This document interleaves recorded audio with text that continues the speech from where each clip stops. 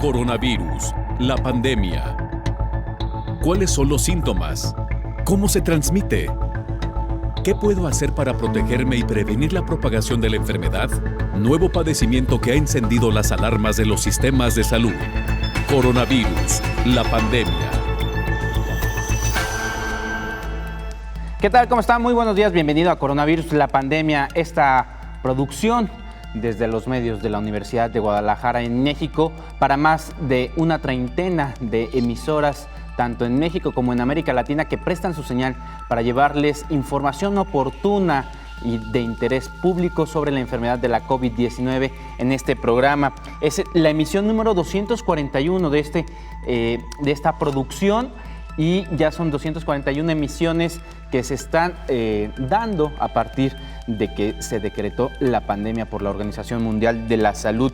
Usted nos puede ver, nos puede visualizar a través de las distintas redes sociales, a través de Canal 44 TV en Facebook y Twitter, a través también de la página www.udgtv.com y por supuesto que dejamos a usted a consideración una línea de WhatsApp para que nos mande preguntas, para que nos mande comentarios, para que nos mande también quejas en el 33 22 42 06 90. El programa de hoy va a ser muy interesante porque vamos a hablar de los avances científicos que se han logrado a raíz de las investigaciones provenientes de esta pandemia. Tenemos 8 meses en pandemia y toda la comunidad científica se ha volcado para encontrar soluciones a los problemas que ha dejado esta enfermedad.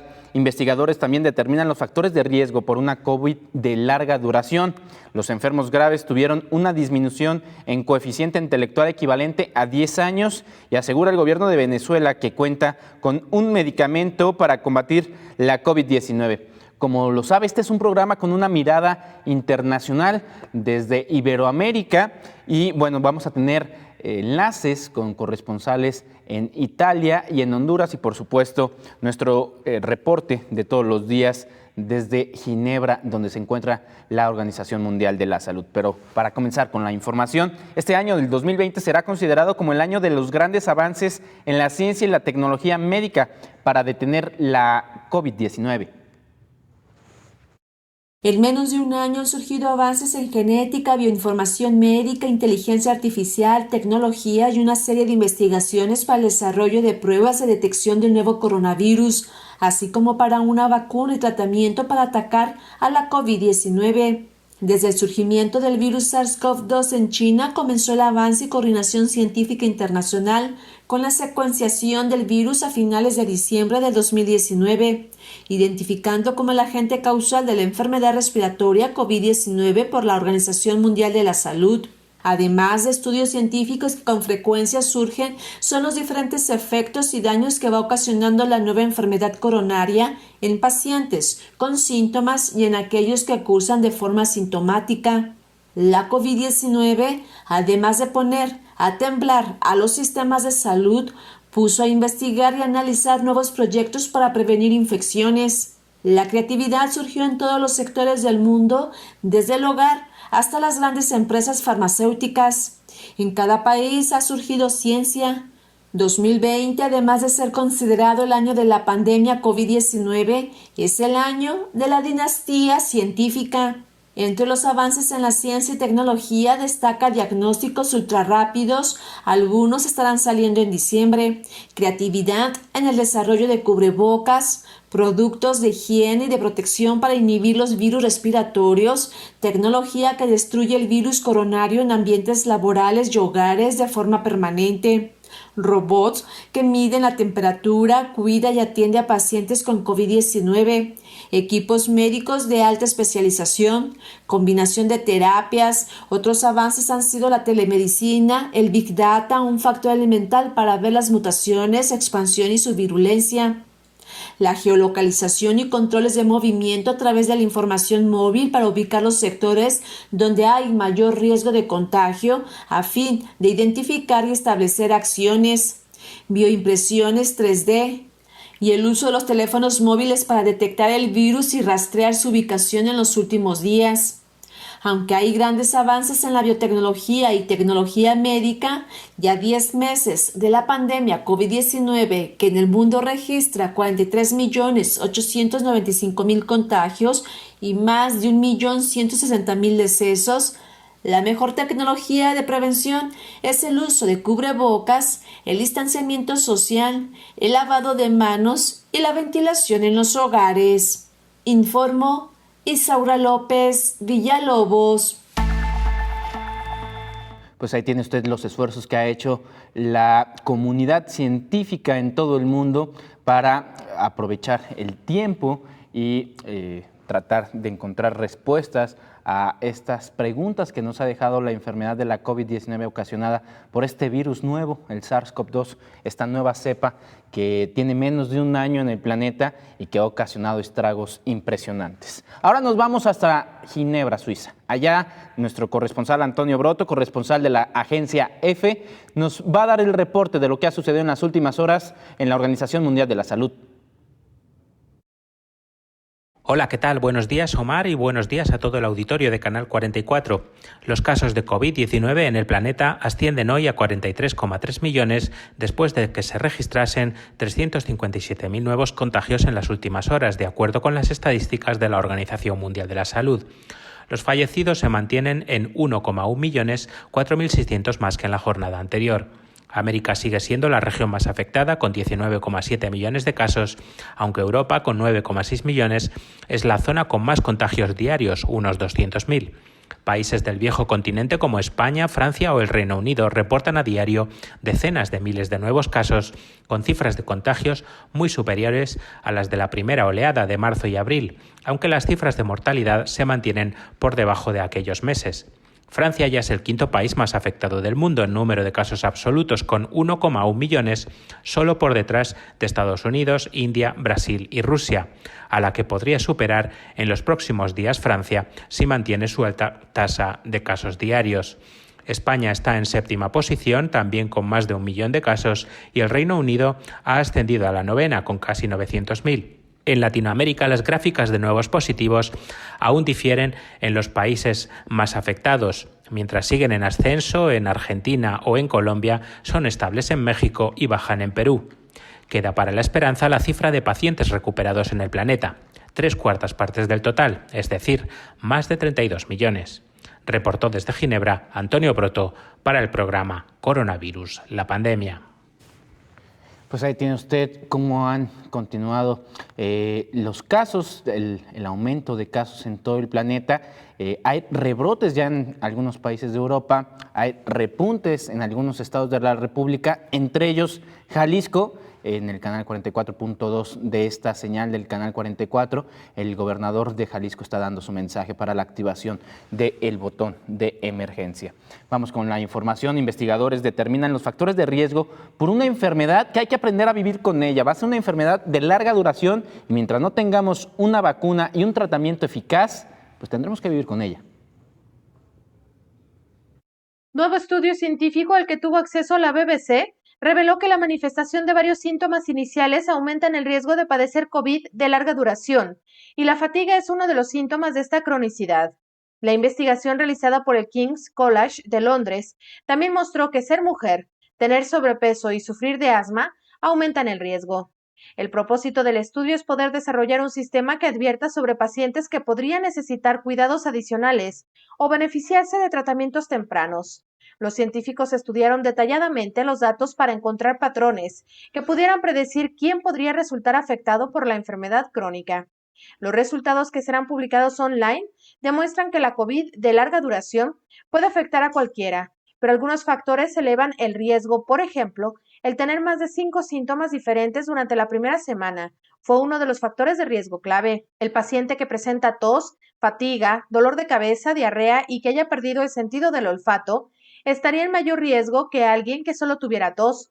Otro factor que puede provocar un COVID de larga duración es la edad, especialmente mayores de 50 años y en el caso de las mujeres. Según lo que se ha observado, es que los hombres tienen mayor riesgo de sufrir una enfermedad severa y morir de COVID, pero al parecer las mujeres tienen mayor riesgo de tener COVID de larga duración. De las condiciones médicas previas, solo el asma y la enfermedad pulmonar fueron asociadas a la COVID de larga duración, informó Rocío López Fonseca. Bueno, pues ahí tiene usted lo que está ocurriendo en medio de esta pandemia. Aquí en Jalisco, el gobernador Enrique Alfaro acaba de anunciar este botón, la activación del botón de emergencia. Lo que quiere decir es que algunas de las actividades económicas se van a reducir, van a parar las actividades a partir de las 7 de la tarde, el transporte público a partir de las 9 de la noche. Y bueno, estas son algunas de las primeras consecuencias por el repunte de casos de coronavirus. El día de ayer, tanto el gobernador de Yucatán como la jefa de gobierno del Distrito Federal también ya dieron positivo a la enfermedad de la COVID-19 y habrá que ver qué es lo que sucede en estos estados. Hay que recordar que la Ciudad de México pues es una de las principales industrias, una de las principales economías del país. Cerca del 15% del PIB sale de la Ciudad de México y bueno, parar las actividades económicas a nivel como lo está haciendo Jalisco en este momento, sin duda alguna tendrá repercusiones. Vamos a ir a la primera pausa antes de comenzar con nuestra plática el día de hoy con el doctor Héctor Raúl Pérez Gómez, infectólogo por la Universidad de Guadalajara, y vamos a hablar precisamente de los avances que ha tenido la ciencia, cómo ha cambiado el mundo en 8 meses, en menos de 8 meses, y cómo la comunidad científica ha tenido que voltear un poquito sus prioridades de las cosas que estuvieran haciendo para ahora atender esta urgencia sanitaria. Vamos a una pausa y regresamos.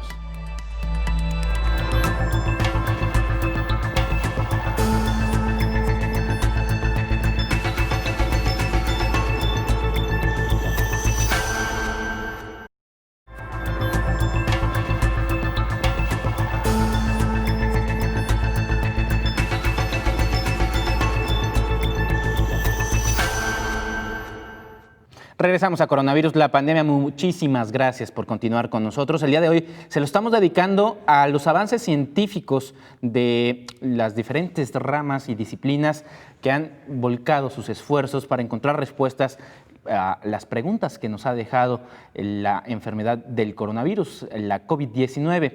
¿Cuáles son los avances en las investigaciones? Esta es una nota que han preparado nuestras compañeras. Investigadores del Imperial College London encontraron problemas neurológicos en pacientes con COVID-19 gravemente afectados. Analizaron los déficits cognitivos mediante un estudio en línea a 84.285 personas recuperadas de la infección en el Reino Unido.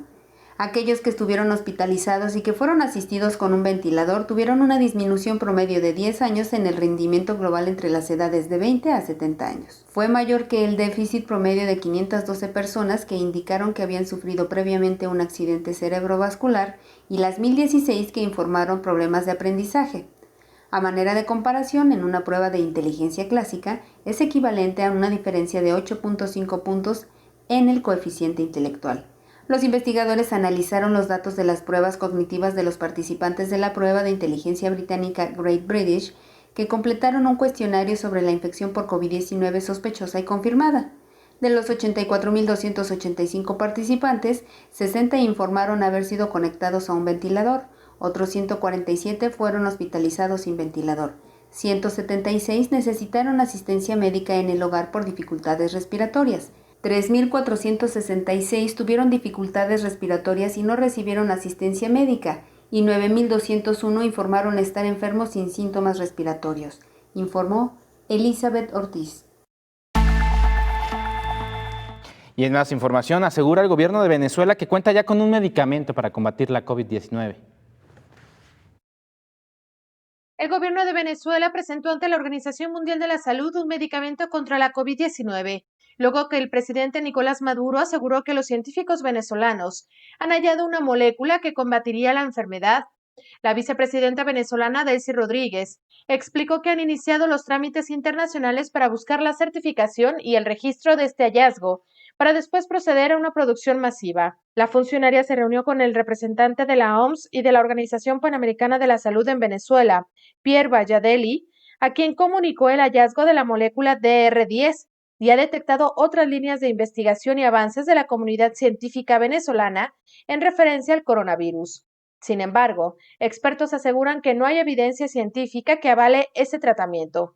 El médico clínico y expresidente de la Sociedad de Medicina Interna de Córdoba, Ignacio Gutiérrez Magaldi, señaló que es muy apresurado tomar conductas o partidas con respecto a si el medicamento es efectivo o no.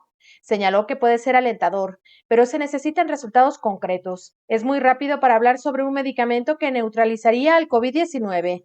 La medicina se basa en la evidencia, y este no es el caso. Puede llegar a funcionar en el futuro, pero deberían seguir los pasos concretos para probar la eficacia del tratamiento, indicó el especialista. Informó Rocío López Fonseca. Y bueno, también los niños, los más pequeños de la casa, son personas que se han enfermado de la COVID-19 en menor medida que otros grupos y, por supuesto, con menor riesgo. Sin embargo, en la Unión Americana ya son 800,000 casos.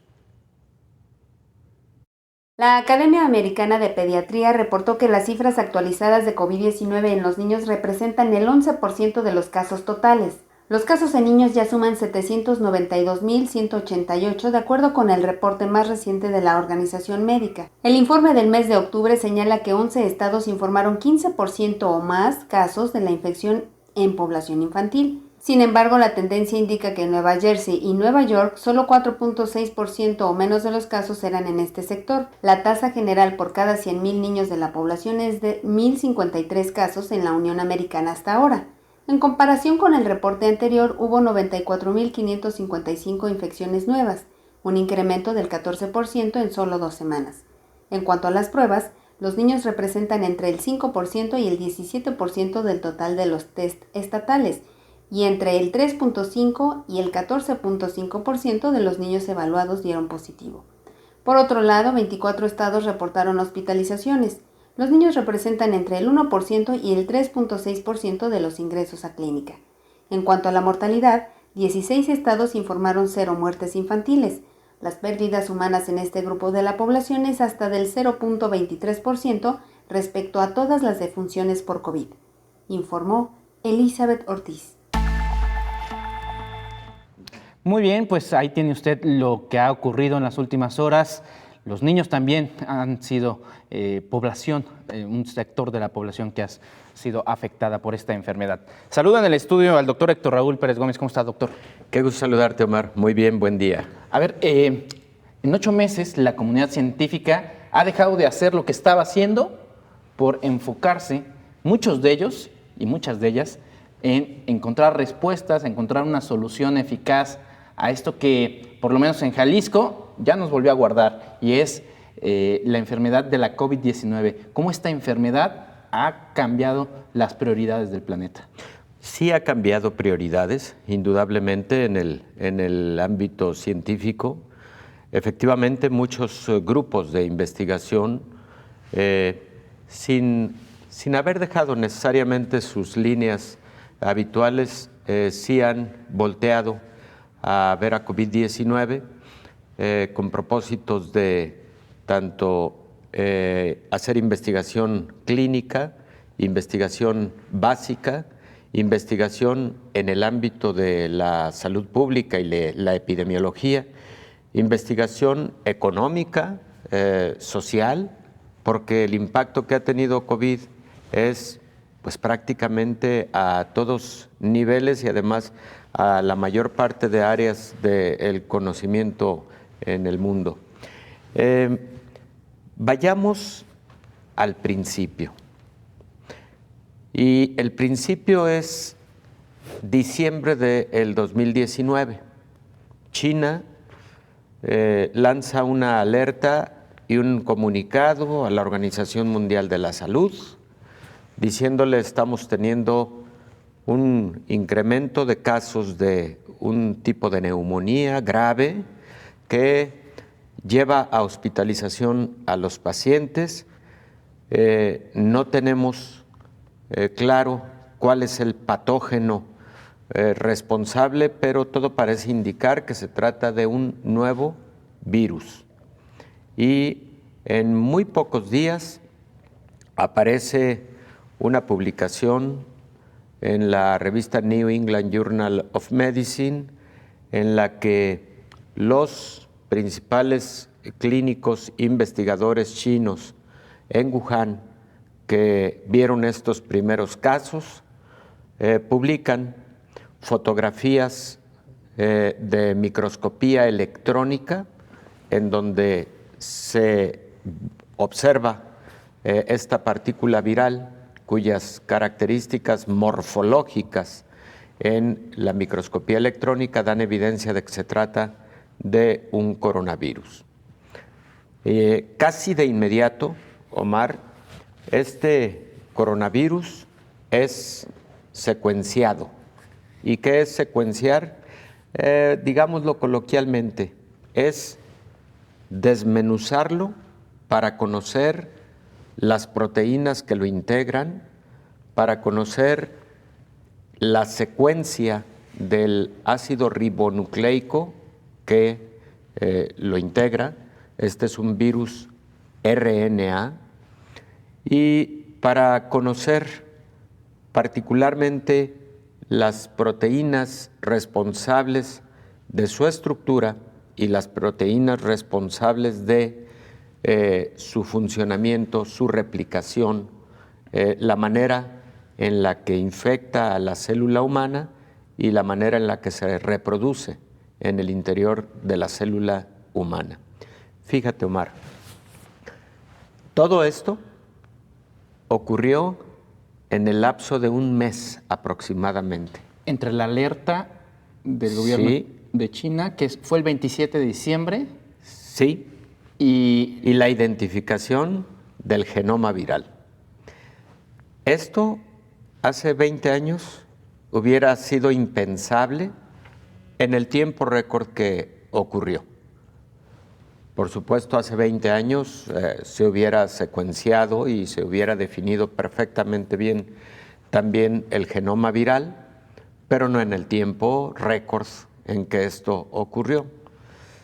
Y el que haya ocurrido en un tiempo récord, en tan poco tiempo, permitió entonces desarrollar lo que en biología molecular se conoce como primers. Los primers son los iniciadores para que la secuenciación permita, o mejor dicho, los primers son los iniciadores que permiten que las pruebas de laboratorio conocidas como reacción en cadena de polimerasa puedan llevarse a cabo y puedan tener sensibilidad, especificidad, valor predictivo y con ello poder tener un diagnóstico certero sobre esta nueva enfermedad.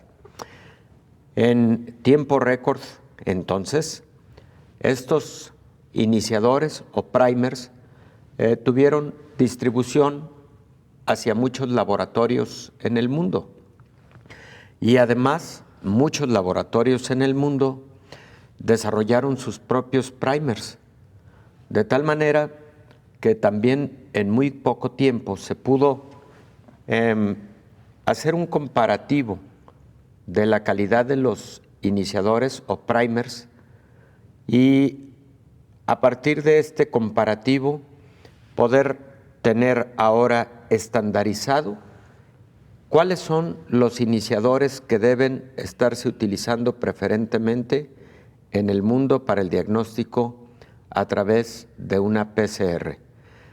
Quise abrir con esto porque para empezar es el inicio cronológico, pero no solo eso, también es el inicio virológico y molecular de esta enfermedad que tiene impacto luego ya a todos los niveles, incluyendo en el nivel de la epidemiología y la salud pública. Luego, en muy poco tiempo, se tuvieron las primeras casuísticas perfectamente estudiadas, 99 casos de hospitalización de pacientes con esta nueva enfermedad en Wuhan fueron publicados y entonces desde esa primer casuística de solamente 99 hospitalizados supimos, número uno, los factores de riesgo para presentar COVID-19. Por cierto, en ese tiempo no se llamaba todavía COVID-19 y el virus todavía no se llamaba SARS-CoV-2. Este virus se conocía como Novel Coronavirus tipo SARS. Ya. Así no estaba bautizado todavía. Todavía no tenía bautizo, efectivamente. Entonces, todavía sin tener el nombre de la enfermedad, se describe pues que los pacientes mayores de 65 años, diabetes, hipertensión, enfermedad cardiovascular, POC, cáncer, etcétera, son los principales factores de riesgo para gravedad de esta enfermedad.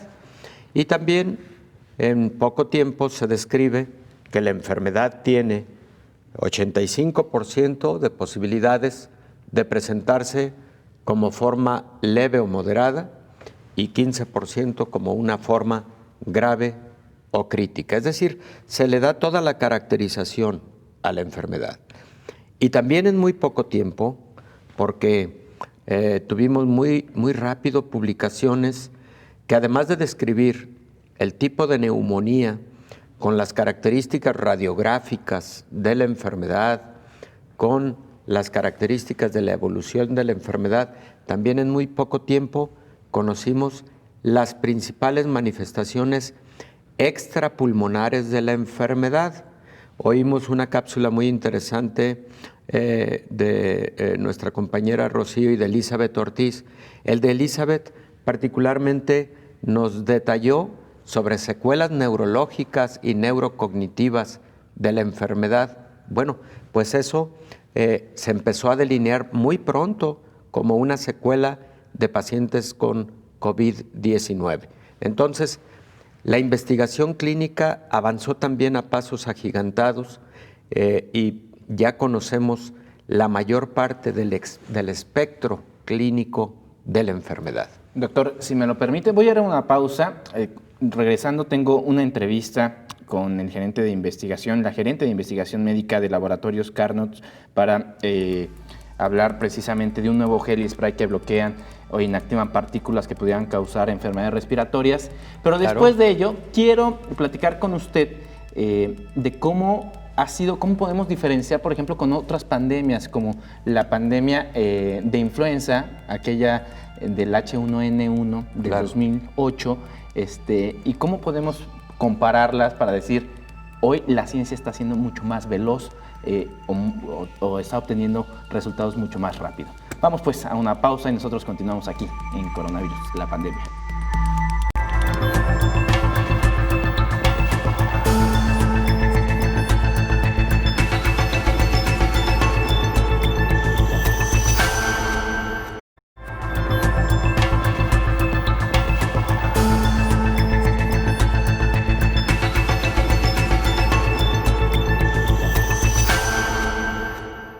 Muchas gracias por continuar con nosotros. El día de hoy le estamos dedicando este programa a los avances científicos que se han dado en las últimas semanas y meses en torno a la enfermedad de la COVID-19.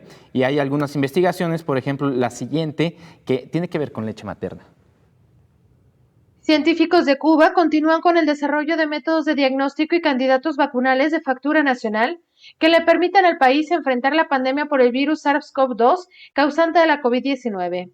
De esta forma, la nación caribeña busca garantizar la necesaria soberanía tecnológica e independencia de importaciones, precisó el Instituto Finlay en su cuenta de Twitter. En el periodo oficial de la isla caribeña se explica también algunas investigaciones que se realizan en el mundo para contrarrestar al nuevo coronavirus. Se recordó que la vacuna llamada Soberana 1 y Soberana 2 se encuentran en etapas de prueba. También se detalló un estudio que se realizó en China, en donde se analizó el efecto que produce la leche materna en las células contagiadas por el SARS-CoV-2. Según el estudio publicado en Bioxip, la leche mató a la mayoría de las cepas vivas del virus, logró bloquear la adhesión viral, la entrada y la replicación viral posterior a la entrada. Este estudio respalda la postura oficial de la Organización Mundial de la Salud de que las madres deben amamantar a sus bebés, incluso si estos están infectados de coronavirus. Los investigadores concluyeron que la infección podía ser inhibida por la leche materna, cuyos efectos supresores sobre bacterias y virus ya son conocidos, informó Rocío López Fonseca. Como le adelantamos, saludo en la línea telefónica a Guadalupe López Caso, ella es gerente de investigación médica de Laboratorios Carnot, porque ellos están presentando un nuevo gel y spray que bloquea e inactivan partículas que puedan causar enfermedades respiratorias. ¿Qué tal? Muy buenos días. Hola, ¿qué tal, Omar? Buenos días. A ver, platícanos, ¿de qué se trata? Ok, por supuesto. Bueno, la línea VR Protect, como bien lo mencionas, son productos, tanto un gel bioadhesivo y un spray. El gel bioadhesivo puede colocarse alrededor de las fosas nasales, alrededor de ojos y bocas. Es un producto no irritante, ya se hicieron las pruebas correspondientes para eso, tiene un pH similar al de la piel. Y bueno, en el caso del spray es una solución que se coloca en los cubrebocas, en los equipos de protección personal. Ambos funcionan como una barrera adicional, por supuesto, a estos equipos de protección personal que pues se están recomendando para su uso continuo. Y bueno, el mecanismo por el que están actuando es una función electroestática, un bloqueo, una barrera electroestática que funcionaría como una adicional para estas partículas que están pues suspendidas en el aire. Funciona. El mecanismo de electrostática está muy bien descrito, es una forma de funcionamiento de diversos dispositivos. Sin embargo, bueno, la tecnología consistió en colocar ese mecanismo en un gel y en una solución.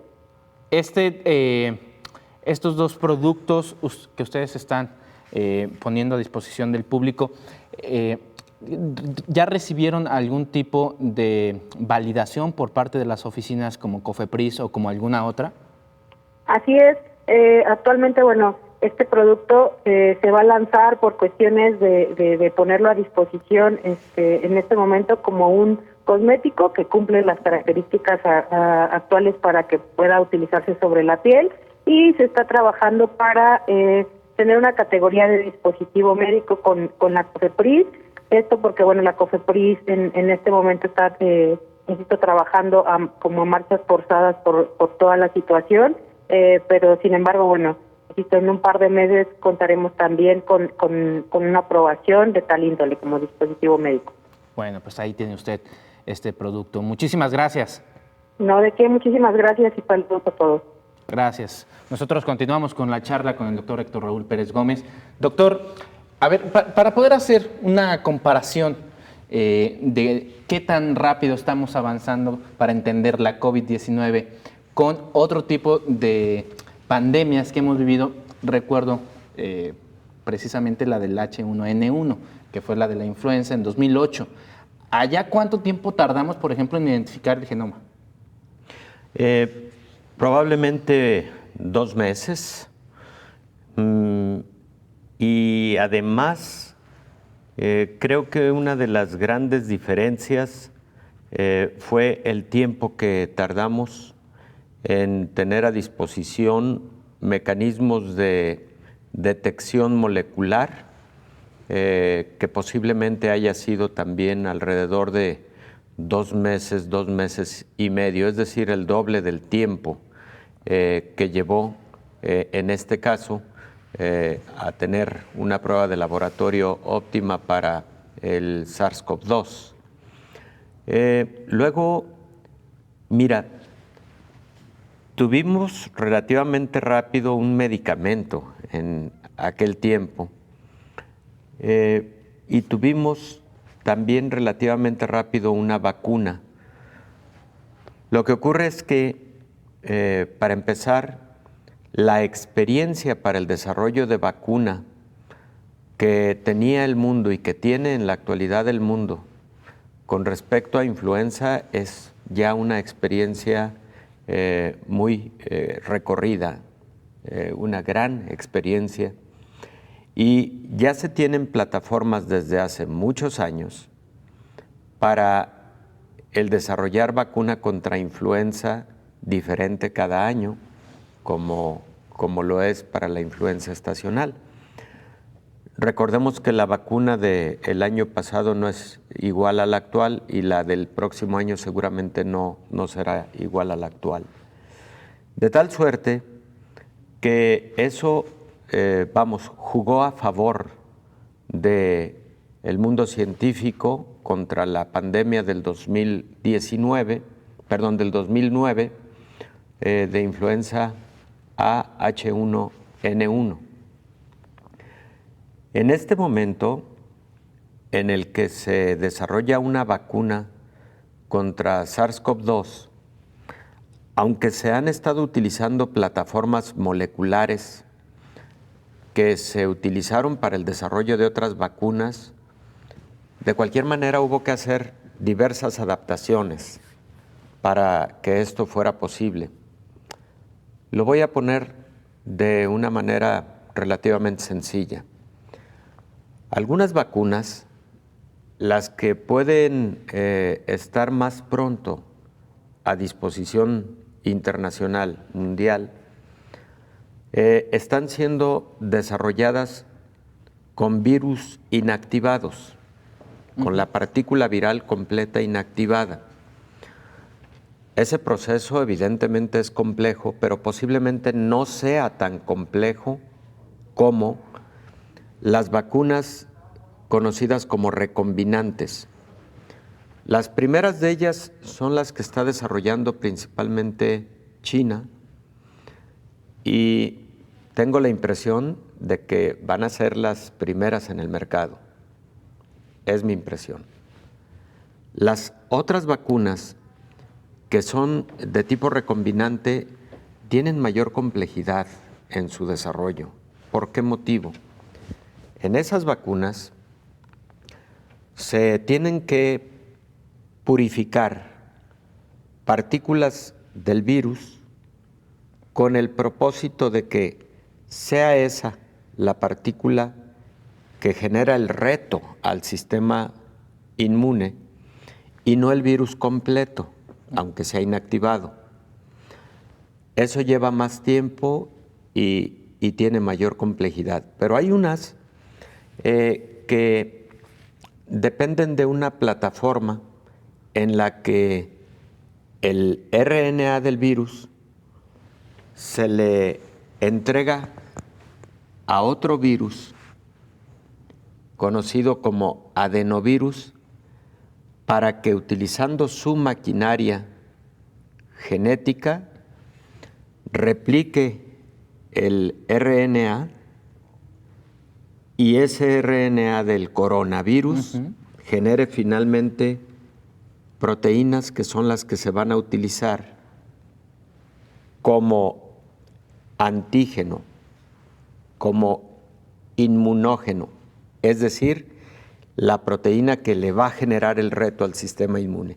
O sea, imagínate la complejidad.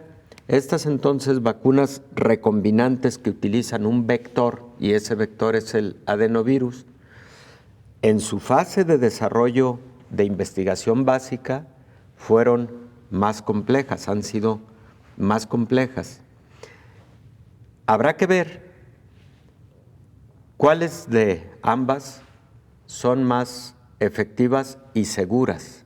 Claro. Lo vamos a saber cuando terminen los estudios de fase 3, los ensayos de fase 3. Doctor, quiero detenerme aquí un poco para hablar de la cooperación internacional y de cómo esta velocidad también tiene que ver con eso. Eso, perfecto. Creo que hoy más que nunca ha sido importante la cooperación internacional. Ha tenido altibajos a lo largo de estos meses y además ha tenido un salpicadero político impresionante. Exacto.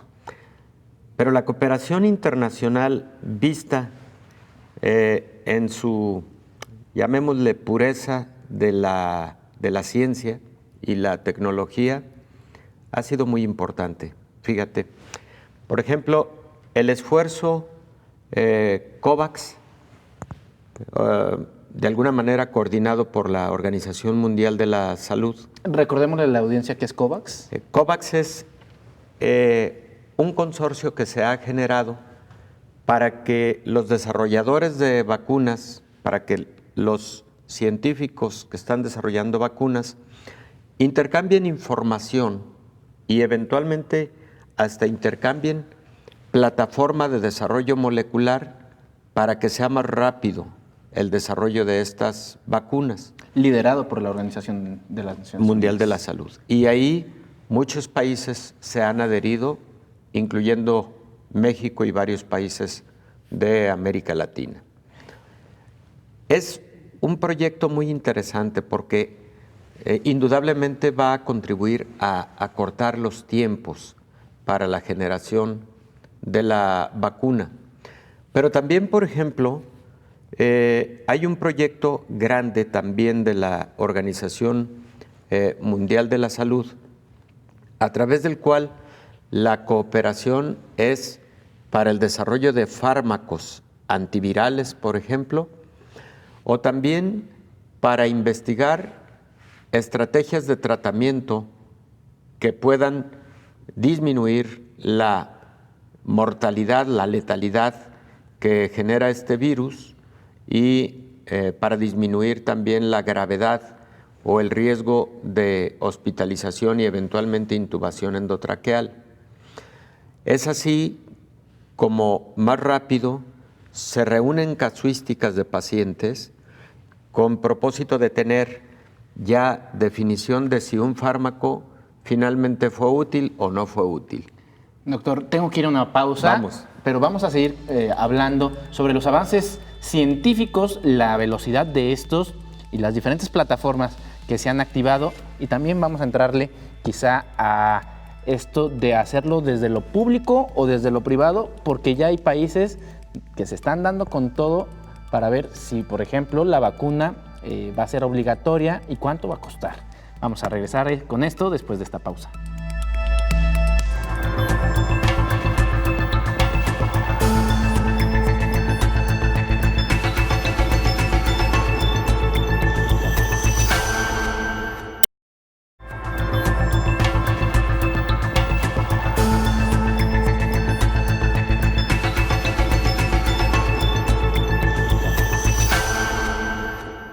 Continuamos en la recta final de Coronavirus, la pandemia, este programa especializado sobre la enfermedad de la COVID-19, y el día de hoy se lo estamos dedicando a los avances científicos y tecnológicos que han derivado a partir de que la Organización Mundial de la Salud dijo que esto era una pandemia y que, por tanto, era un asunto de interés mundial. Doctor, estábamos platicando de esta plataforma liderada por la Organización de las Naciones Unidas, pero yo quisiera ahora preguntarle, hay también un debate de fondo y es ¿desde dónde se tiene que dar la investigación? ¿Desde lo público o desde lo privado? Porque hay algunos países como Reino Unido o Estados Unidos que han decidido meter a la industria.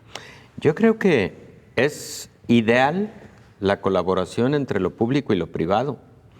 De hecho, en la actualidad no se puede entender la ciencia, la tecnología, la innovación y la transferencia del conocimiento si no es precisamente a través de ese nivel de colaboración que hemos llamado la triple hélice y hasta la cuádruple hélice en las últimas 2 décadas, en donde participa precisamente el mundo científico a través de los centros de investigación en las universidades, en los institutos tecnológicos, etcétera, o sea, la ciencia, en donde participe la empresa, y la empresa con los recursos, probablemente incluso en la empresa que también desarrolla ciencia y tecnología, y vaya que cada vez que con mayor intensidad.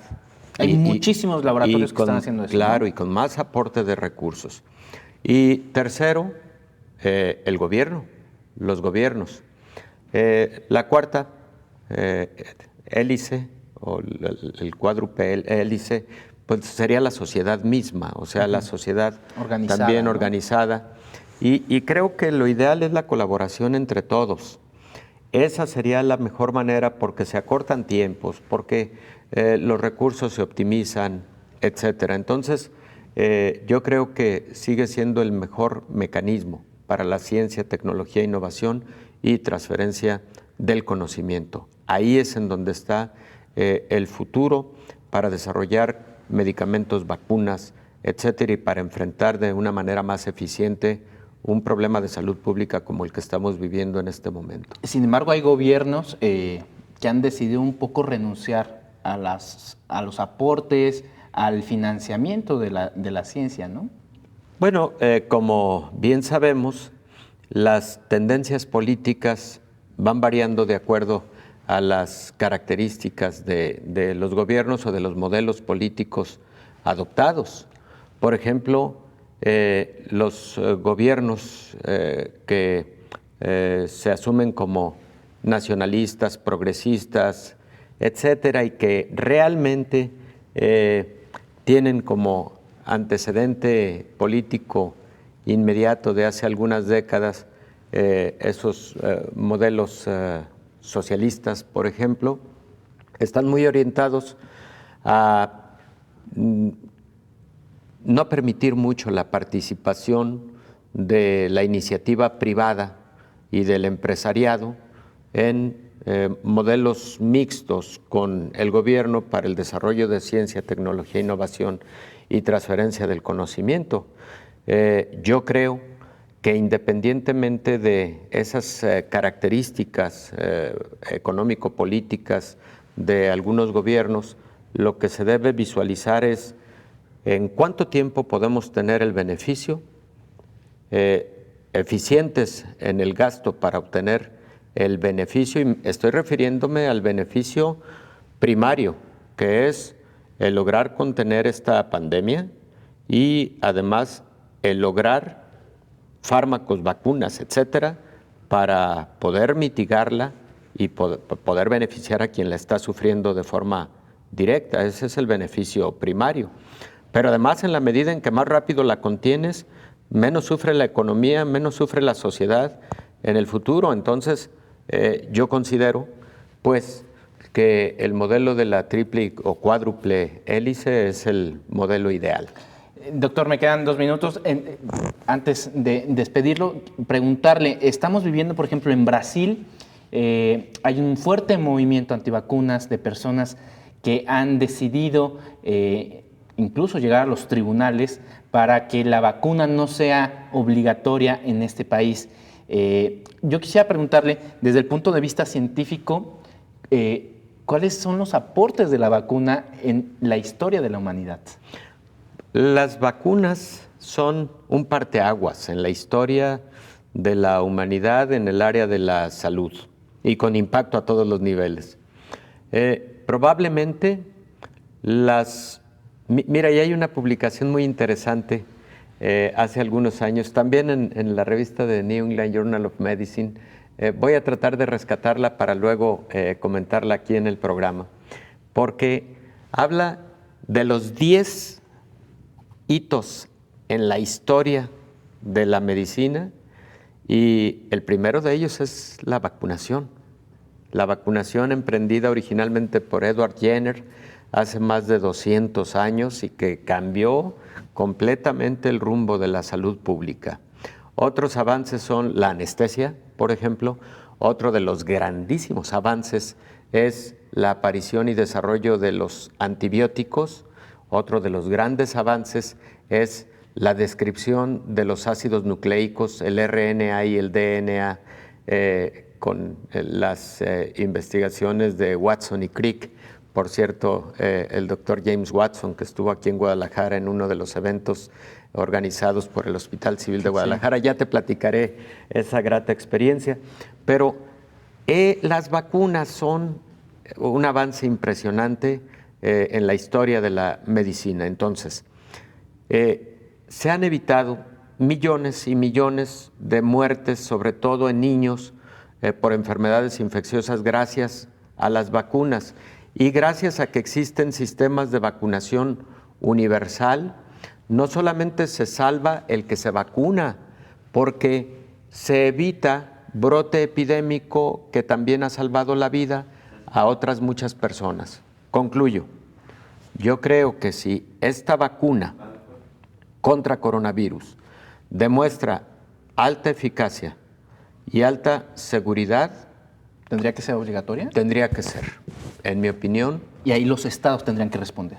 Los estados deberán responder. En mi opinión, deberá ser una política de Estado México ya manifestó que tendrá a su cargo los costos de la vacuna y a mí me parece que eso ha sido una buena decisión y ojalá y todos los gobiernos adoptaran esa responsabilidad de hacerse cargo del costo de la vacuna y sobre todo de incentivar para que sea una vacuna universal si es lo eficaz que esperamos o esperemos y lo segura que esperemos que sea. Doctor, muchísimas gracias por estar con nosotros. Muchas gracias, Omar. Bueno, antes de concluir, el 6% de personas en hospitalización en Estados Unidos es personal médico. De acuerdo con datos de marzo a mayo, 6% de las personas hospitalizadas fueron trabajadores del sector salud en Estados Unidos. El reporte de 13 estados indica que 36% son enfermeras, arriba del 67% tuvieron contacto directo con el paciente. El 90% tenía una comorbilidad, de acuerdo con el reporte de los Centros para el Control y Prevención de Enfermedades, CDC. Entre los trabajadores de la salud hospitalizados con COVID-19, 73% tenía obesidad. Aproximadamente el 28% de estos pacientes ingresaron en una unidad de cuidados intensivos, el 16% requirió ventilación mecánica invasiva y el 4% falleció. Un estudio reciente encontró que la obesidad estaba altamente asociada con el riesgo de muerte entre los pacientes con COVID-19 que buscaron atención médica. Los hallazgos de este informe destacan la necesidad de prevención y manejo de la obesidad a través de la atención clínica basada en evidencia, así como políticas, sistemas y cambios ambientales para apoyar al profesional de la salud en estilos de vida saludables para reducir su riesgo de resultados negativos relacionados con la COVID-19, informó Elizabeth Ortiz. Y ahora vamos hasta Italia, donde Gonzalo Sánchez nos dará su reporte de lo que está ocurriendo allá. Hola, ¿qué tal? Buenos días, Omar. Buenos días a todo el auditorio de Canal 44. Ya nadie esconde la preocupación en Italia. Desde hace un par de semanas la curva de la pandemia crece sin cesar y ya son varios días en los que se superan los 20.000 nuevos contagios diarios. Son cifras nunca antes registradas durante la crisis en Italia, pero también es verdad que actualmente se hacen muchas más pruebas diagnósticas, hasta 170.000 al día. Un dato que confirma que cuanto más se busca el virus, más se le encuentra. Además, el pasado martes murieron 221 personas, el mayor aumento desde el mes de mayo. De este modo, el gobierno va analizando la situación y el pasado domingo tomó las últimas medidas para contener el avance de la pandemia. Entre otras cosas, se decretó el cierre durante un mes de teatros, de cines, gimnasios, piscinas o salas de concierto y además se redujo los horarios de apertura de bares y restaurantes hasta las 6 de la tarde. Por otro lado, diversas regiones están estableciendo toques de queda nocturnos. Es el caso del Lacio, en Roma, desde donde les estoy hablando, y donde no se puede salir de casa a partir de la medianoche.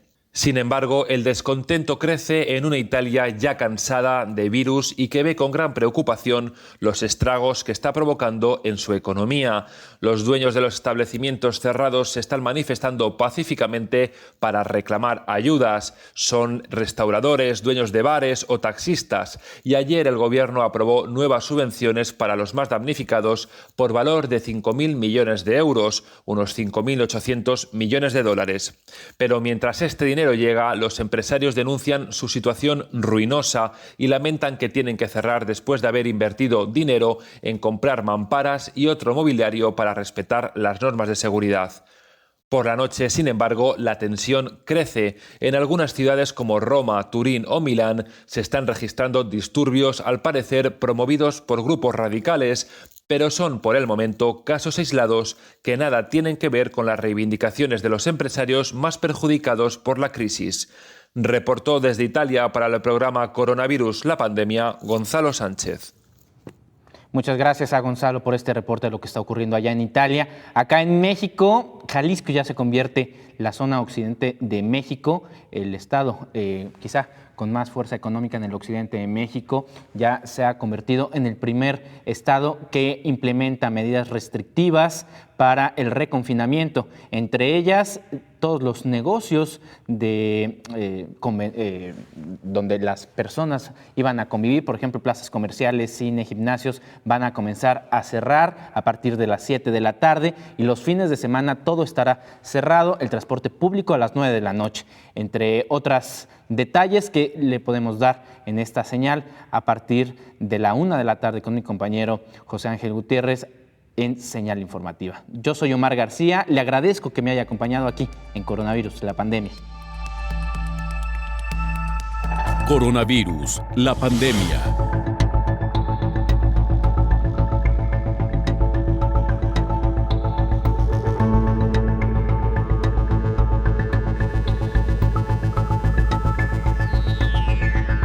Coronavirus, la pandemia.